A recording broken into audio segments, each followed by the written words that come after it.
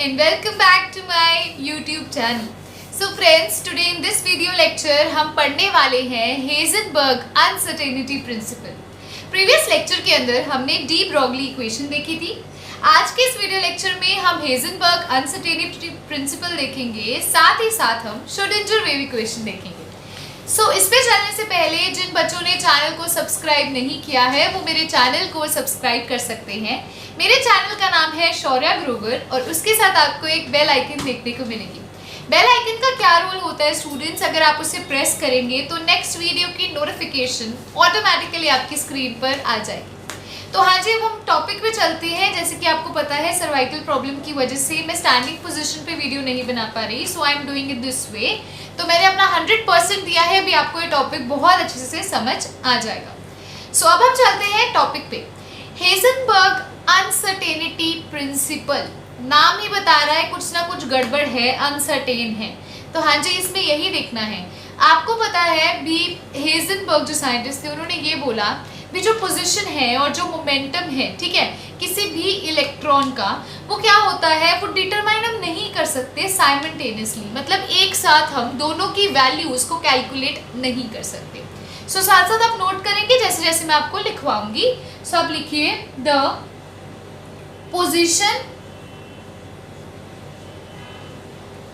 And momentum, the position and momentum of an electron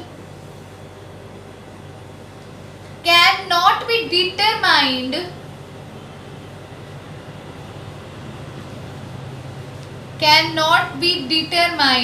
simultaneously. इसका क्या मतलब होता है स्टूडेंट्स, आप देखो, अगर मैं इन दोनों की वैल्यूज एक साथ निकाल पाती तो अनसर्टेनिटी आती नहीं, मतलब कोई ना कोई डिफरेंस आता ही नहीं. अनसर्टेनिटी का मतलब कि इनकी वैल्यूज में कुछ ना कुछ प्रॉब्लम है, कुछ ना कुछ एरर आया है, जिसकी वजह से इसकी वैल्यू एक सर्टेन वैल्यू नहीं है, वो अनसर्टेन कहलाती है. तो अनसर्टेनिटी को डिनोट करने के लिए हम यूज करते हैं delta x. Delta x use होता है फॉर अनसर्टेनिटी इन पोजीशन. मैंने बोला ना अभी पोजीशन और मोमेंटम नहीं हम समझा पाए, तो पोजीशन में अनसर्टेनिटी होगी तो वो डेल्टा एक्स से डिनोट करेंगे, और डेल्टा पी जो होता है स्टूडेंट्स वो होता है अनसर्टेनिटी इन मोमेंटम.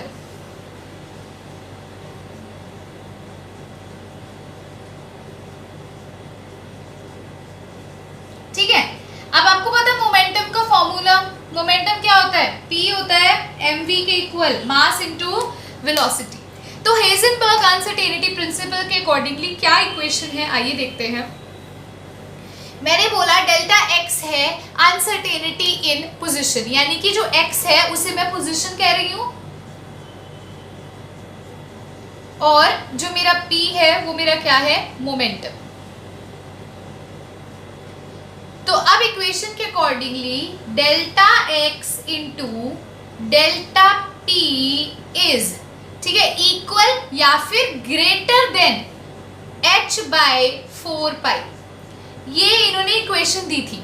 इसका मतलब क्या होता है, आप पहले डेल्टा पी को रिमूव कर सकते हो, m into velocity, sorry mass into velocity लिख सकते हो. तो यहाँ पर आप एक और इक्वेशन कह सकते हो, delta x into delta m v greater और equal to h by 4 pi. आपको पता है मास तो कांस्टेंट रहेगा इलेक्ट्रॉन का, तो मास बाहर आ जाएगा. अनसर्टेनिटी किस में देखी जाएगी, सिर्फ वेलोसिटी में. तो m delta v is greater और इक्वल टू h बाय 4 पाई.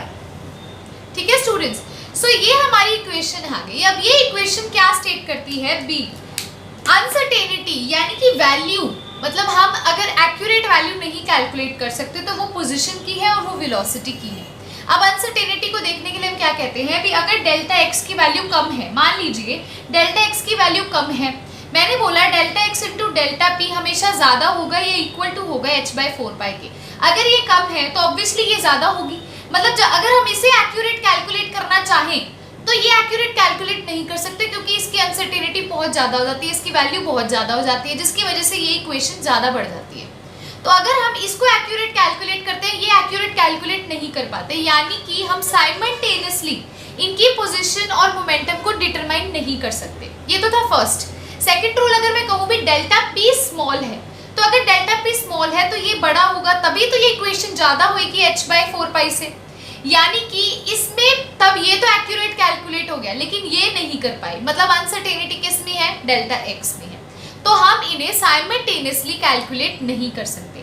सबसे पहले अब आप लिखोगे हेजनबर्ग अनसर्टेनिटी प्रिंसिपल के अकॉर्डिंगली पोजीशन और मोमेंटम जो है उन्हें हम साइमल्टेनियसली एक साथ डिटरमाइन नहीं कर सकते, अलग अलग कर पाएंगे इट्स ओके, साथ साथ नहीं कर सकते। अगर हम एक को करने लगते हैं तो दूसरे की वैल्यू ज्यादा हो जाती है, क्योंकि इक्वेशन खुद कहती है भी इनका मल्टीप्लिकेशन हमेशा ज्यादा होगा या इक्वल होगा।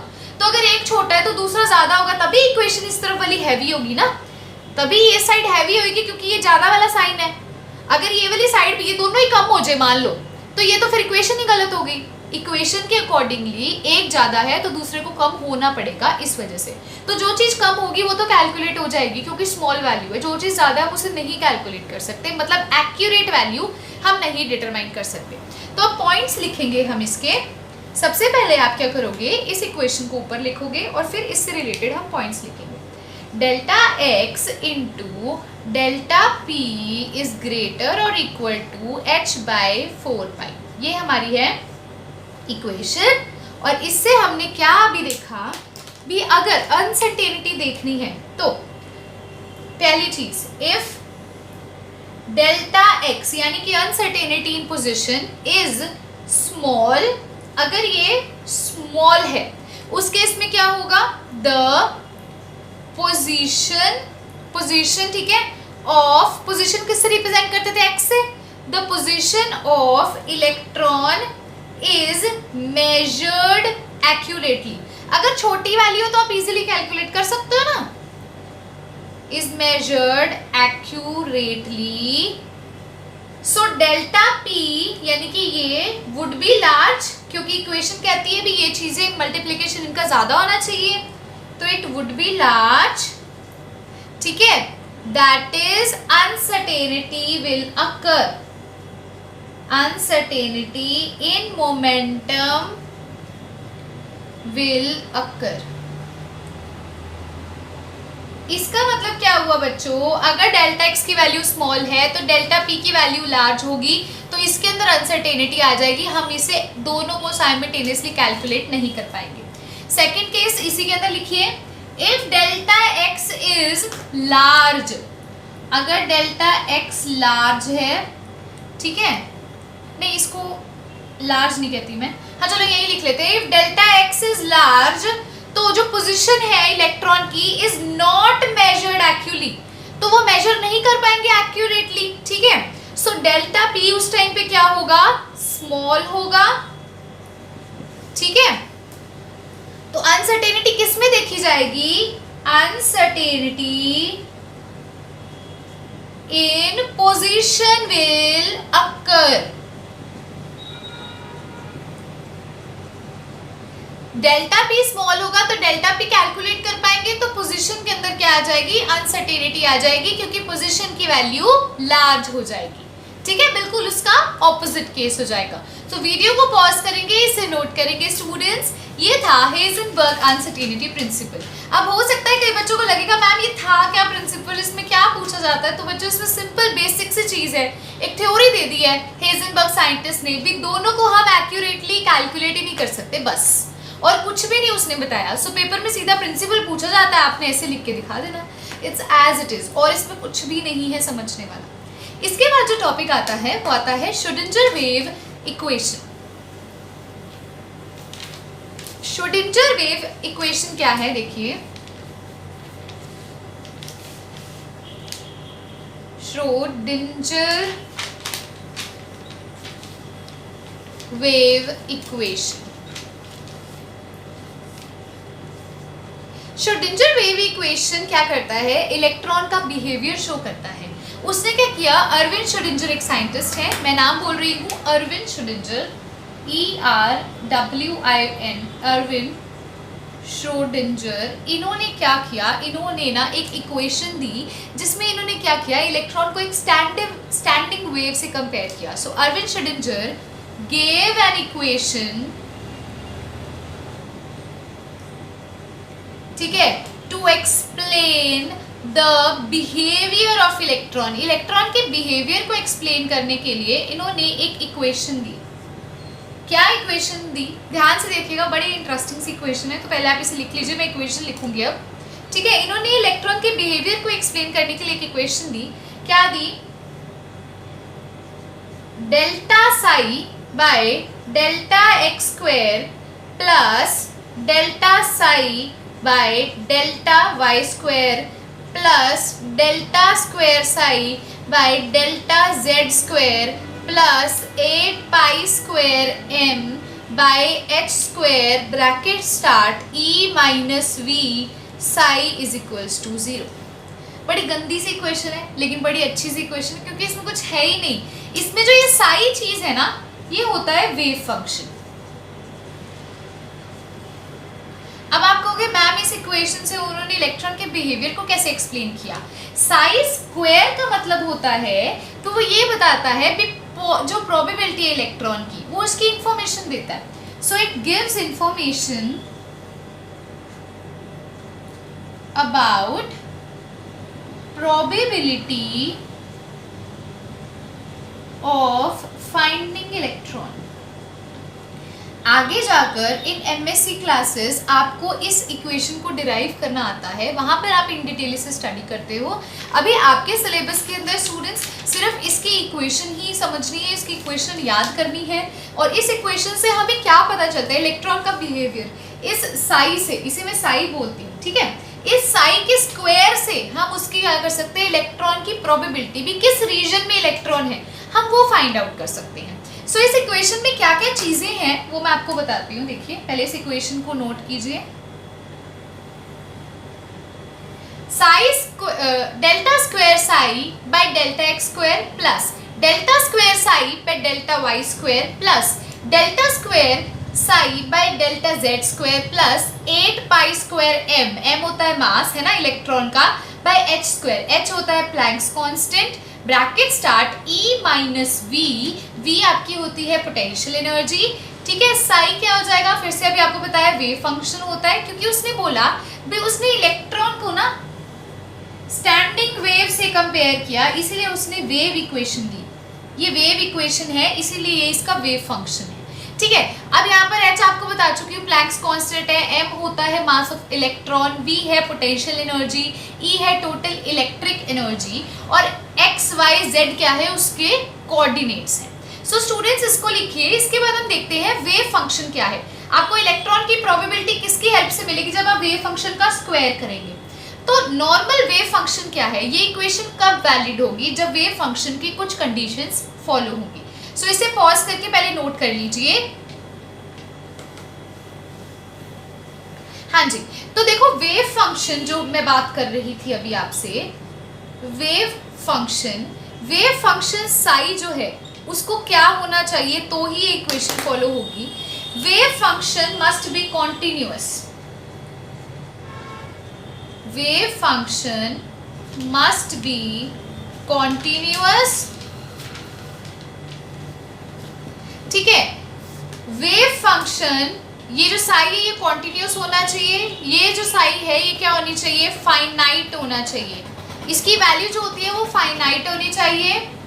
Wave function must be single valued, एक ही वैल्यू होनी चाहिए इसकी. एंड लास्ट ये है इसके अंदर भी, आप देखिए जो इसका फर्स्ट डेरिवेटिव होता है वेव फंक्शन का, डेरिवेटिव मतलब आप इसे ऐसे निकालते हो ना, विद रिस्पेक्ट टू एक्स या विद रिस्पेक्ट टू वाई, तो जो इसका फर्स्ट डेरिवेटिव होता है ना वो हमेशा क्या आना चाहिए? कॉन्टिन्यूअस होना चाहिए. First derivative must be continuous. First derivative must be continuous. तो ये थी इसकी वैल्यूज. ठीक है, अभी मैं आपको साई बता चुकी हूँ, साई स्क्वायर लिखवा चुकी हूँ भी. साई स्क्वायर से हमें क्या पता चलता है? इलेक्ट्रॉन की प्रोबेबिलिटी मिलती है. अब दो चीजें आपको देखने को मिलेगी स्टूडेंट्स, एक होता है नोड और एक होता है एंटी नोड. अब मैंने आपको बताया भी श्रोडिंगर वेव इक्वेशन की हेल्प से हम इलेक्ट्रॉन की प्रोबेबिलिटी निकालते हैं भी किस रीजन में इलेक्ट्रॉन है. तो दो वर्ड्स की हेल्प से हम बता सकते हैं भी इलेक्ट्रॉन की प्रोबेबिलिटी कहाँ है। सबसे पहला वर्ड आता है नोड और सेकंड वर्ड आता है एंटी नोड। मैंने यूज किया नोड। नोड क्या होता है, जहां पर साई स्क्वायर की वैल्यू 0 होती है। साई स्क्वायर की वैल्यू 0 यानी कि इलेक्ट्रॉन जहां पर मिलता है उसकी फाइंडिंग प्रोबेबिलिटी 0 है, यानी कि the point eight which probability of finding electron is 0। अब अगर बच्चों देखो, मैंने आपको बताया था ये होता है मेरा न्यूक्लियस, ये होता है मेरा फर्स्ट शेल, ये होता है सेकंड शेल। मैंने कहा था इस शेल के ऊपर इलेक्ट्रॉन्स मिलेंगे, यहाँ इलेक्ट्रॉन्स नहीं मिलेगी। मतलब ये रीजन क्या हुआ मेरा, ये रीजन कहलाएगा मेरा नोड, क्योंकि यहाँ पर इलेक्ट्रॉन की प्रोबेबिलिटी 0 है मिलने की। तो ये अंदर वाला रीजन सारा जहाँ पे मैं हाथ फैला रही हूँ ये नोड है, ठीक है। अब सेकंड वर्ड क्या आता है, एंटी नोड। तो पहले नोड को लिखो जहां पर साई स्क्वायर की वैल्यू 0 होगी, यानी कि point eight which probability of finding electron is 0, यानी कि ये वाला स्पेस, ये बीच वाली स्पेस, ये तो शेल है ना जो मैं बना रही हूँ, इनके बीच वाली देखो जो रेड से बना रही हूँ, ये वाली एरिया, यहाँ पर इलेक्ट्रॉन नहीं मिलता, यानी कि इलेक्ट्रॉन की फाइंडिंग की जो प्रोबेबिलिटी है वो 0 है। सेकेंड टर्म आती है एंटी नोड। एंटी मतलब ऑब्वियसली ऑपोजिट होता है। एंटी नोड का मतलब क्या है, जहां पर इलेक्ट्रॉन की फाइंडिंग प्रोबेबिलिटी भी, यहाँ पर इलेक्ट्रॉन है वो उसकी प्रोबेबिलिटी भी हम ढूंढ सकते हैं, वो क्या है, मैक्सिमम है। मतलब यहाँ ज्यादा से ज्यादा इलेक्ट्रॉन मिलते हैं। तो यहाँ पर the point eight which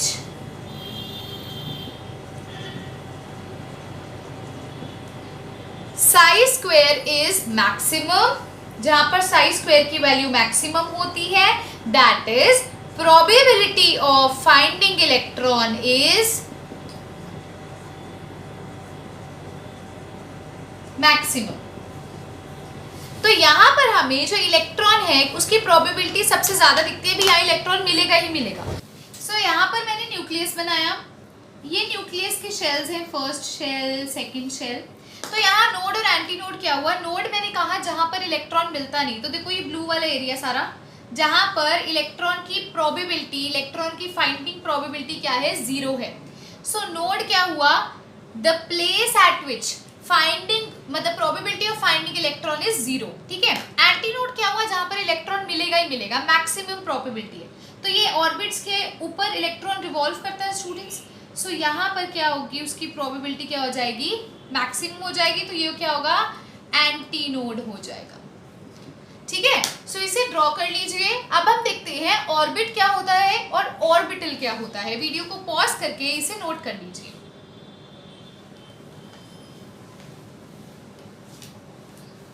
so difference की हेल्प से अब मैं आपको समझाऊंगी भी ऑर्बिट क्या होता है और ऑर्बिटल क्या होता है। सबसे पहले क्या करेंगे, हम अपनी कॉपीज को हाफ में डिवाइड कर लेंगे, सो दैट हमें याद भी बहुत इजीली हो जाए। एक तरफ आप लिखोगे ऑर्बिट और एक तरफ आप लिखोगे ऑर्बिटल। ऑर्बिट आप बहुत ज्यादा वर्ड सुनते आ रहे हो, third orbit, fourth orbit, hydrogen atom का फिफ्थ ऑर्बिट, लिथियम +2 का सिक्स्थ ऑर्बिट। तो ऑर्बिट चीज क्या है, ऑर्बिट आपको पहले भी बता चुकी हूँ, भी इलेक्ट्रॉन जिसमें रिवॉल्व करता है, the place at which electron revolves, जहां पर इलेक्ट्रॉन रिवॉल्व करता है। और ये जो प्लेस होती है बेसिकली ये सर्कुलर पाथ होता है,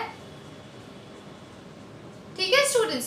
सो आप ये भी कह सकते हो circular path at which electron revolves, या फिर the place at which electron revolves. So ये है फर्स्ट पॉइंट। ऑर्बिट ये होता है, यानी कि अगर आपको एक डायग्राम की हेल्प से एक्सप्लेन करूं तो ये देखिए न्यूक्लियस है, ये फर्स्ट शेल है जिसे मैं ऑर्बिट भी कह सकती हूँ, n = 1 है तो ये ऑर्बिट हुआ ना, यहाँ पर इलेक्ट्रॉन रिवॉल्व करता है। अब ऑर्बिटल क्या होता है स्टूडेंट्स, ऑर्बिटल होता है रीजन इन द स्पेस जहां पर इलेक्ट्रॉन की प्रोबेबिलिटी निकालनी मैक्सिमम होती है। So region in space where probability of finding electron is maximum, जहां पर हमें इलेक्ट्रॉन के मिलने की क्षमता बहुत ज्यादा होती है, वो प्लेस होती है ऑर्बिटल। और ऑर्बिट एक ऐसा प्लेस होता है जहां पर इलेक्ट्रॉन्स क्या करते हैं, रिवॉल्व करते हैं। सेकेंड पॉइंट देखिए क्या होता है स्टूडेंट, सेकेंड पॉइंट ये होता है कि ये जो है ये प्लेनर मोशन दिखाता है, ये 2D मोशन दिखाता है इलेक्ट्रॉन की। It shows 2D motion of electron. और ऑर्बिटल क्या होता है स्टूडेंट्स की 3D मोशन दिखाता है of electron. It shows 3D motion of electron. अब यहां पर मैक्सिमम कितने नंबर ऑफ इलेक्ट्रॉन्स मिल सकते हैं? सो ऑर्बिट के केस में मैक्सिमम नंबर ऑफ इलेक्ट्रॉन्स का फॉर्मूला होता है 2n²। n की वैल्यू 1 2 3 ऑर्बिट पे डिपेंड करके आप पुट कर सकते हो। जैसे n इधर 1 है तो यहाँ 1 पुट करो तो कितने इलेक्ट्रॉन्स फर्स्ट ऑर्बिट में मिल सकते हैं? 2 पुट करोगे तो कितने मिल सकते हैं? 8। इस हिसाब से आप मैक्सिमम नंबर ऑफ इलेक्ट्रॉन्स एक ऑर्बिट में निकाल सकते हो। लेकिन ऑर्बिटल में मैक्सिमम 2 इलेक्ट्रॉन्स होते हैं स्टूडेंट्स, ठीक है। मैक्सिमम इधर कितने होते हैं? 2 इलेक्ट्रॉन्स। और इधर ऑर्बिट के केस में मैक्सिमम कितने इलेक्ट्रॉन्स होते हैं? 2n² होते हैं। अब ऑर्बिट्स की शेप क्या होती है? देखो सर्कुलर शेप है ना, so it is circular in shape. और इधर ऑर्बिटल के केस में क्या होता है? s orbital, p orbital, d orbital, ऐसे ऑर्बिटल होते हैं। s ऑर्बिटल जो होता है स्टूडेंट्स वो होता है spherical in shape. p orbital आपको कुछ इस तरह से देखने को मिलेगा, ठीक है, डम्बल शेप। और d ऑर्बिटल जो होता है वो डबल डम्बल होता है, ठीक है। तो pxy, pxpz होता है, 3 एक्सिस के अलॉन्ग होता है। और d जो होता है वो डबल डम्बल शेप होता है। सो ये थे डिफरेंसेस। पहले इन 4 पॉइंट्स को नोट कीजिए, फिर नेक्स्ट पॉइंट आपको लिखवाती हूँ। तो वीडियो को पॉज करके पहले इन्हें नोट कर लीजिए।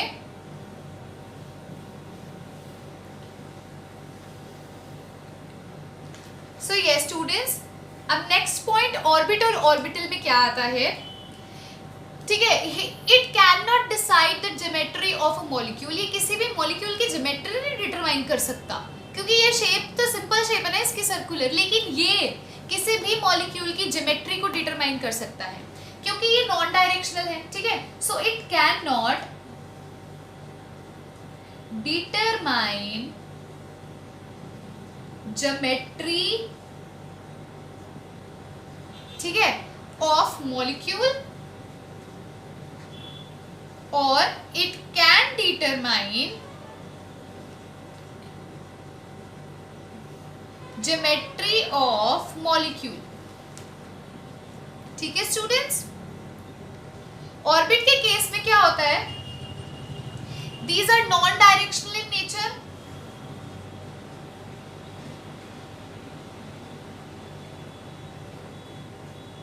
Non directional in nature. और ऑर्बिटल क्या होता है? These are directional in nature. अब आप कहोगे मैम नॉन डायरेक्शनल डायरेक्शनल कैसे? अभी आपको बता के हटी हूँ। जैसे कि P है तो वो आप देखोगे अगर एक्स एक्सिस के लॉन्ग उसकी शेप आप बनाओगे तो कुछ ऐसी शेप बनेगी। वाई एक्सिस के लॉन्ग बनाओगे स्टूडेंट्स तो उसकी कुछ ऐसी शेप बनेगी। सिमिलरली जेड एक्सिस के लॉन्ग बनाओगे तो आपकी कुछ उसकी मतलब ऐसी शेप बनेगी 3D स्ट्रक्चर में जेड एक्सिस में। ऐसे डी का बनाओगे तो एक्स वाई के रिस्पेक्ट में, ठीक है। तो ये क्या डायरेक्शनल है, मतलब कि x axis, y axis, z axis के अलॉन्ग है, ठीक है। सो यस स्टूडेंट्स, यहीं पर जो हमारा टॉपिक है आज का वो फिनिश होता है। इस लेक्चर के अंदर हमने हेजनबर्ग अनसर्टेनिटी प्रिंसिपल किया एंड श्रोडिंगर वेव इक्वेशन करी। श्रोडिंगर वेव इक्वेशन की हेल्प से हमने नोड, एंटीनोड के बारे में जाना एंड ऑर्बिट एंड ऑर्बिटल के बारे में जाना। सो होप सो आज का लेक्चर आपको अच्छा लगा होगा। अब इन द नेक्स्ट टॉपिक हम पढ़ने वाले हैं बहुत बहुत इंटरेस्टिंग सा टॉपिक है हमारा, वो है क्वांटम नंबर्स। और क्वांटम नंबर्स करते ही हमारा जो चैप्टर है वो फिनिश हो जाएगा। सो होप सो आज का लेक्चर आपको अच्छा लगा है। अगर अच्छा लगा है तो लाइक कर दीजिए, बहुत अच्छा लगा है तो शेयर भी कर सकते हैं and yes do subscribe my channel.